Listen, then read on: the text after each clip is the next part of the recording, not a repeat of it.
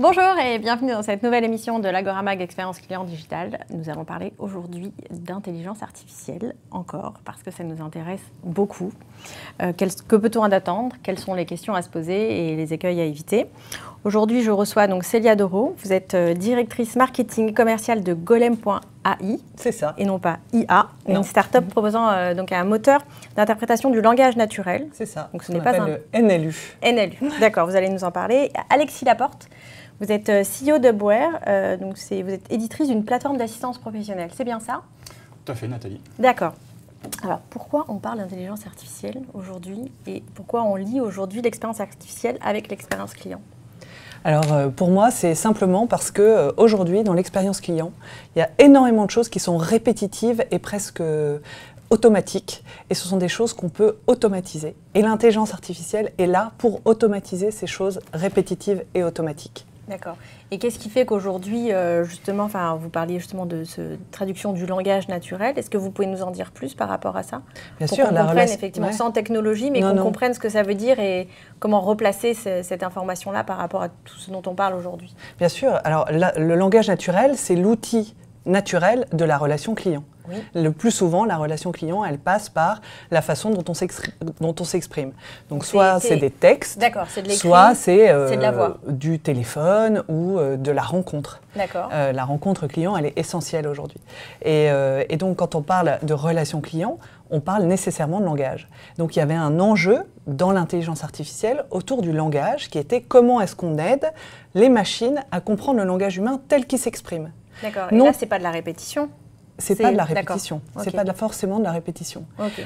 Et donc, le langage humain tel qu'il s'exprime, il faut le comprendre. Et une fois que les machines le comprennent, elles peuvent prendre en charge un certain nombre d'actes qui sont répétitifs, qui sont très lassants pour les conseillers clientèle et sur lesquels les clients n'attendent que des choses très précises, très basiques, précises et puis justes à n'importe quelle heure.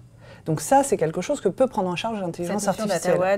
Elle est disponible tout le temps, elle est précise, elle est juste et normalement, elle ne fait pas d'erreur. D'accord. Voilà. Et donc vous, comment vous positionnez par rapport à justement cette notion d'intelligence artificielle et d'expérience client? Ce que dit Célia est très juste, c'est comprendre le besoin de l'utilisateur. Après, il y a un élément aussi, c'est que les questions sont souvent en lien avec le compte du client ou son achat. Donc c'est un petit peu le cycle de vie du produit ou du service. Et aujourd'hui, il y a une assez mauvaise satisfaction des clients. Je suis assez souvent énervé envers ma banque ou mon opérateur. Et du coup, l'idée de l'intelligence artificielle, c'est comment est-ce qu'on va résoudre ce problème d'insatisfaction des clients quand ils ont des problèmes sur un abonnement en cours, ou ils veulent annuler quelque chose, ou ils veulent refaire un achat. Et la relation client est là pour les guider, mais les conseillers n'ont pas les bons outils, pas les bonnes informations. Mais pourquoi on ne leur donne pas plutôt que le donner à l'intelligence artificielle? Alors nous, ce qu'on propose, c'est l'assistance professionnelle et on aide les conseillers, en fait. On ne va pas répondre à leur place. Donc vous ne répondez pas aux clients, mais vous répondez aux conseillers? On aide les conseillers à traiter les demandes, oui. Mais en leur donnant quelles informations? Par exemple, quand un client demande à annuler sa commande, on va remonter au conseiller les informations liées à la commande et on va lui indiquer dans quel cas on se trouve. Est-ce qu'il est possible ou pas de l'annuler? Si elle est déjà expédiée, par exemple, c'est une aide à la décision pour effectivement favoriser le fait que ce soit plus rapide à répondre au client final par le téléconseiller. Tout à fait. Et ce sont les équipes de relations clients qui, en amont, déterminent ce qu'elles veulent automatiser. Certaines choses, elles vont vouloir l'automatiser. Et ce qu'elles veulent traiter en direct. Là où il y a un petit peu d'émotionnel, par exemple. De la réclamation. Exactement. On va préférer faire l'assistance professionnelle qui aide le conseiller. Et puis, il y a des fois des cas où le robot n'a rien à faire du tout. On est vraiment sur peut-être de l'émotionnel, du conseil produit, où là, les bots vont pouvoir faire peu de choses pour le conseiller. Donc on va mettre un humain en direct. On va prendre un cas très concret. Vous appelez votre opérateur téléphonique, il va vous mettre en attente. En général, il n'y a même pas de téléphone. Quand on arrive à le joindre, vous l'appelez et la personne au bout du fil vous demande ce que vous voulez et puis vous met en attente. D'accord. Et pendant cette attente, vous allez la personne qui est au bout du fil va plonger dans les méandres du système d'information mis en place. Effectivement, un certain et des bases de données qui sont multiples, qui sont à plein d'endroits différents. Et pour vous répondre, la plupart du temps, elle va avoir besoin d'aller chercher une information X dans une base de données, une information Y dans une autre et une information Z dans une troisième. D'accord. Et pendant ce temps-là, vous écoutez la petite musique d'attente. D'accord. Et vous êtes un petit peu tendu. Et on rappelle que la norme, c'est de récupérer l'appel au bout de 30 secondes et de dire de continuer continuer de patienter au client. Voilà. Et donc, vous attendez 30 secondes, puis vous patientez encore, puis vous attendez 30 secondes, puis etc. Eh bien, une intelligence artificielle, son objectif, c'est d'aller chercher dans la base de données toutes les informations et de la pousser au conseiller de clientèle le plus rapidement possible. Donc, il dit il veut résilier. On peut même imaginer, il existe même des intelligences artificielles qui écoutent la conversation entre le conseiller en temps réel et le client. Et cette écoute se transforme en texte, le texte se transforme en requête informatique en temps réel et pousse l'information en temps réel, il y a peut-être 1 ou 2 secondes de délai, au conseiller de clientèle qui peut y répondre immédiatement. C'est toujours moins que 30. Hein. C'est toujours moins de 30 et ça calme beaucoup les clients d'avoir cette information directement. D'accord. Et quel est le parti pris effectivement d'avoir de se dire finalement je vais aider les conseillers et pas forcément le client final? On fait les deux en fait, on laisse les équipes décider. En fait, aujourd'hui pour... Les équipes, c'est-à-dire la marque? Les équipes de relations clients, qui sont en général un peu démunies. Ce n'est pas les premiers servis quand il y a des programmes d'innovation dans les entreprises. Donc on vient avec une proposition, on va leur dire on va travailler avec vous pour comprendre votre métier et on va décider ensemble ce qu'on veut automatiser et ce qu'on veut assister, puisqu'on est un assistant professionnel. On met quelle direction autour de nous?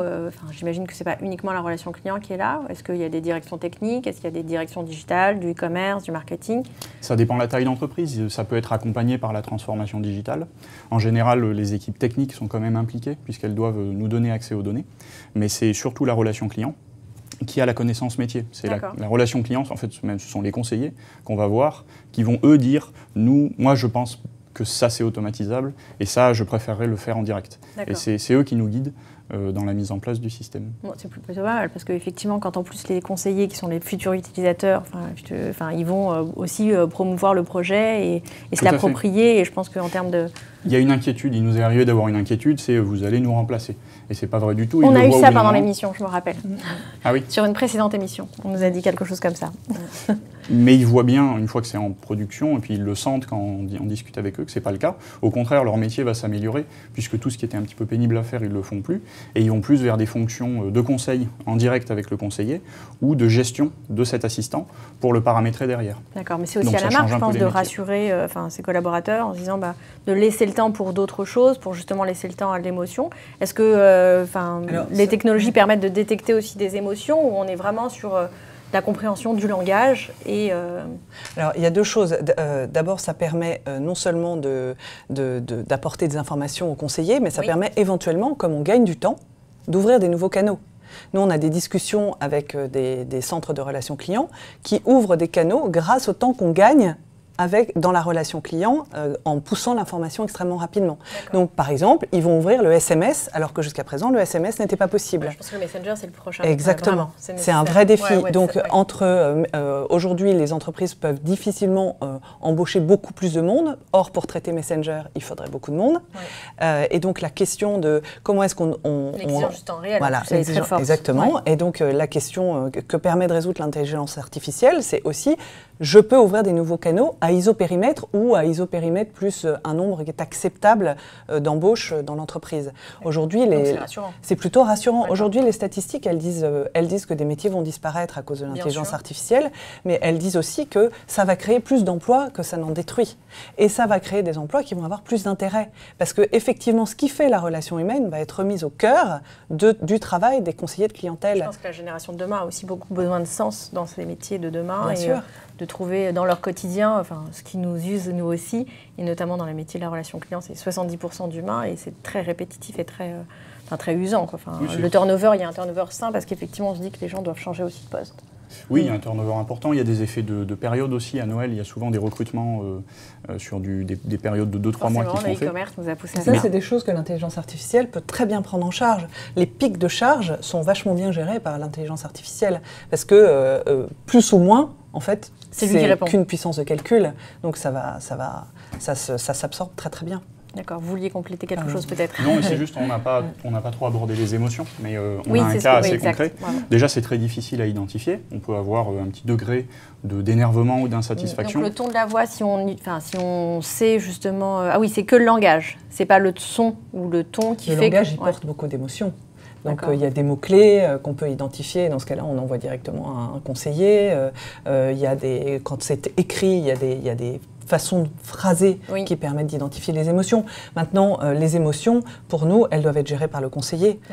Il est hors... Enfin, Golem, on a un point de vue qui est qu'il n'y a pas d'anthropomorphisme dans une intelligence artificielle. C'est-à-dire qu'on ne veut pas qu'elle imite un humain.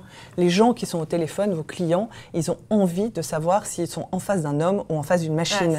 Et si on ne leur dit pas, si on leur fait croire que c'est un homme alors que c'est une machine et qu'ils s'en rendent compte, ça casse directement la relation client. Donc l'idée, c'est que quand on a une question hyper pratique, rapide, sur laquelle on veut une exigence de précision, basique, intelligence artificielle, parce que voilà, c'est basique, ça répond vite, ça répond bien. Et puis quand on a quelque chose d'un peu plus complexe, d'un peu plus émotionnel à gérer, eh ben, on l'envoie à un conseiller qui, par ailleurs, peut être assisté par une intelligence artificielle pour tout ce qui est rationnel et très carré dans les bases de données, quoi. D'accord. Alexis, je vous laisse terminer sur l'émotion parce que... Oui, sur l'émotion, c'est quand même assez difficile. On peut imaginer le détecter dans l'intonation de la voix. Oui, c'est ça. Dans les mots-clés, c'est assez compliqué parce qu'en réalité, ça dépend comment la phrase est formulée. L'ironie, par exemple, est très difficile à identifier. Donc en fait, c'est une indication. On peut supposer que le client est énervé. Puis surtout, on peut regarder certains cas où on sait qu'il arrive qu'il y ait des problèmes. On travaille sur des cas comme ça avec beauté privée ou nickel. Finalement, émotion ou pas émotion? Une livraison qui s'est très mal passée. On le sait. Ne me parlez pas de ça en ce moment. Le client qui semble énervé. C'est pas bien. Ce qu'on peut faire derrière, c'est décider de diriger ce type de demande à certaines personnes en particulier dans l'entreprise, qui vont peut-être avoir un peu plus d'empathie et puis surtout peut-être un peu plus de liberté dans le droit de ce qu'elles ont. Et donc l'intelligence artificielle va vous aider à trouver la bonne compétence chez les téléconseillers ? On peut faire quelque chose d'assez basique, on est en train de travailler sur ça. C'est dès que quelque chose se passe mal, que le client semble énervé, c'est la même personne ou la même équipe de personnes qui ont peut-être le droit de donner un petit peu plus de bons de réduction, qui vont avoir un petit peu plus de patience et qui vont être observés différemment par le management. Pour être précis, ça s'appelle la catégorisation et le routage. Donc ça veut dire qu'en fonction de ce qu'on lit dans le texte, exactement, en fonction de ce qu'on entend, on va catégoriser comme un problème ou un moment où le client a besoin, un pain point, et donc on va le router vers les personnes qui sont les plus qualifiées pour gérer ça. D'accord. Et la place de la data, puisqu'on en parle à chaque émission, est-ce que vous pouvez nous en parler par exemple chez Huboer, comment vous en avez besoin beaucoup, qu'est-ce qui fait qu'en fait vous devenez de plus en plus intelligent? Alors ce qui fait qu'on est de plus en plus intelligent déjà, c'est l'accès à la donnée. Et ça, c'est parfois une difficulté dans l'entreprise. En France, on a une dette technique parfois sur la disponibilité des données qui sont dans des systèmes un peu enfouis. Toutefois, on va dans le sens de l'histoire puisqu'il y a de plus en plus de structuration des données et d'ouverture par des API. Il y a des projets de data lake et de DMP. Tout à fait, dans toutes les entreprises, ou parfois des entreprises se créent de zéro et ont des systèmes modernes. Une fois qu'on a accès aux données, on peut les utiliser pour déjà observer ce que font les conseillers. Et là, c'est assez intéressant parce que quand on leur demande de nous expliquer ce qu'ils font, qu'on observe ce qu'ils font, qu'on voit qu'il y a des différences d'un conseiller à l'autre ou d'une journée à l'autre, c'est humain. C'est assez difficile de savoir qu'est-ce qu'on va décider de faire et d'automatiser derrière.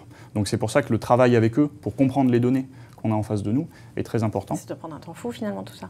Il y a des moyens d'automatiser la cartographie en fait, de l'activité du service client. Et ensuite, en quelques séances de travail, on arrive à identifier, on va dire, les lignes les plus simples où on va pouvoir automatiser certains cas. Et de prendre des décisions très rapidement. Exactement. Et dans le reste du temps, remonter artificielle finalement pour prendre ces décisions. Nous, oui, on construit notre propre intelligence artificielle, notre propre assistant en quelque sorte. Et votre positionnement avec la data, oui, c'est ça. Nous, on a un positionnement qui est complètement différent parce que on ne stocke aucune donnée et on n'apprend pas en fait. On configure une console, un golem, qui permet de traiter, dès qu'il est mis en prod, 75% des demandes et après le POC, 95%, immédiatement, et après le POC, 95% des demandes, parce qu'on a un peu amélioré la configuration de la console. Et après, on va consulter les données pour les apporter à l'assistant clientèle, mais jamais on les stocke chez nous pour apprendre. C'est pas comme ça que ça fonctionne, c'est un autre mode de fonctionnement. Exactement. C'est assez révolutionnaire. D'accord, effectivement. Moi, j'ai pas entendu avant.